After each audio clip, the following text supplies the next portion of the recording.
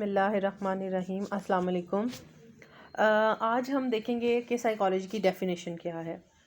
जब भी हम कोई सब्जेक्ट पढ़ते हैं या हम कोई भी सब्जेक्ट खोलते हैं तो हमें सबसे पहले जो उसकी फंडामेंटल या उसकी बुनियादी चीज़ है उसकी डेफिनेशन।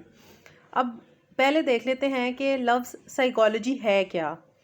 ठीक है, साइकोलॉजी जो है दो लफ्ज़ों का मजमूआ है, साइकी एंड लोगो। साइकी आपको पता है, it is about soul, mind, consciousness. ठीक है, और जो लोगो है इसका मतलब है किसी भी किस्म की कोई भी नॉलेज, कोई भी स्टडी या कोई भी ऐसी चीज़ जो हमें उसके बारे में प्रॉपर एक बताती है कि ये इसका इल्म है। तो साइकोलॉजी है नफ्सियात, इल्म नफ्सियात। अब इसकी डेफिनेशन क्या है? Psychology is the mental study of psychology is the scientific study of behaviour and mental processes. अब साइकोलॉजी जो है वो साइंस में कैसे आती है और ह्यूमन बिहेवियर को कैसे हम इसको समझ सकते हैं। अब हम थोड़ा सा इसको देख लेते हैं।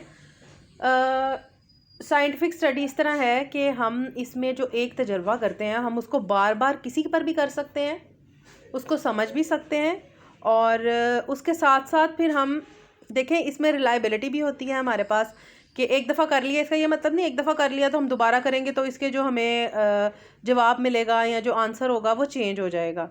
ठीक है, वो रिलायबल होता है। हम एक से दूसरे पे करेंगे, दूसरे से तीसरे पे करेंगे तो हमें उसके वाज़िया जो हैं वाज़िया चीज़ें नज़र आना शुरू हो जाएंगी। अब जब हम साइकोलॉजी का जिक्र करेंगे तो इसमें हमारे पास माइंड की डेफिनेशन भी आएगी। What is mind? तो mind comprise of conscious and unconscious function of an individual.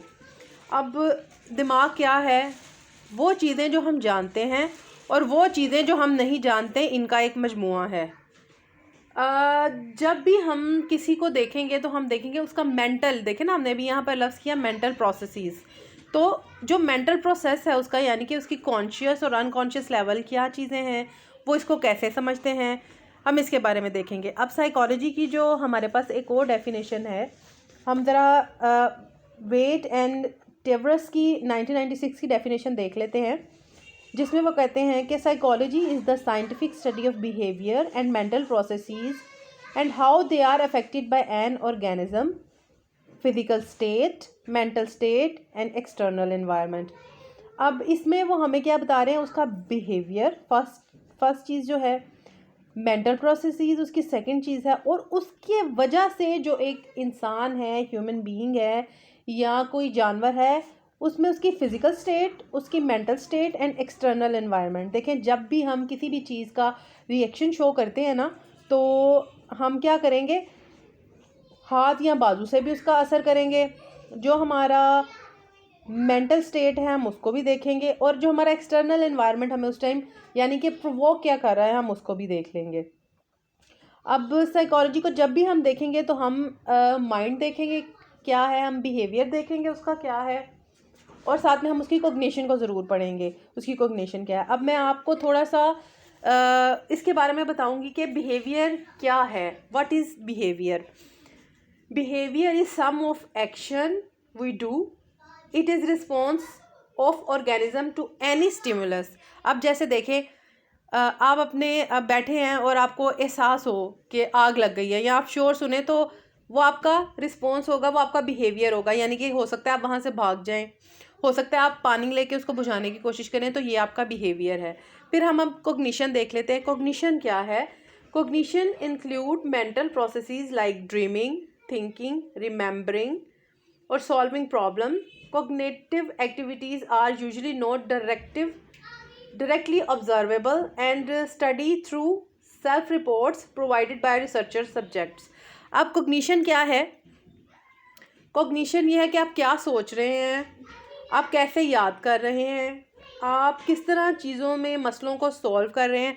और ये हमें, क्योंकि हम इसको देख नहीं सकते, तो हमें रिसर्च, जब कोई रिसर्चर रिसर्च करता है तो जो उसका सब्जेक्ट होता है वो उसको बताता है कि ये क्या चीज़ है और ये किस तरह है। होप सो आपको पता लगा होगा साइकोलॉजी की डेफिनेशन और जो इसके अंदर एस्पेक्ट्स हमारे पास आते हैं, यानी कि जब भी हम डेफिनेशन देखेंगे उसमें हमारे पास मेंटल प्रोसेसेस, बिहेवियर, कॉग्निशन किसी की और उसकी मेंटल स्टेट, ये सारी चीज़ें हैं जो आती हैं। तो साइकोलॉजी की डेफिनेशन बहुत आसान है, जैसे psychology is the scientific study of human mental processes. ठीक है, होप्स हो कि आपको मज़ा भी आया होगा, आपने इन्जॉय किया होगा। थैंक यू सो मच, अल्लाह हाफिज़।